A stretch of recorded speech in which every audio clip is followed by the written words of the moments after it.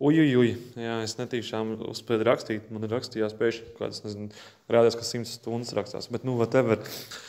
Zin kā, mēs jau šeit abi tā kā tādi intelektuāļi, vai ne, tā kā tur, jā, mēs jau zinām šo visu un tā tālāk, un līdz ar to arī tur tie pārējie, tur tā kā mazāk varbūt kaut ko tur pušo, jo, nu, te būs sūdi, jo, zin kā, mums abiem kaut kāds sauc backgrounds, un, nu, labāk tur, ķipa, labāk tur ar pirkstiņu varbūt neaiztikt, un tā tālāk.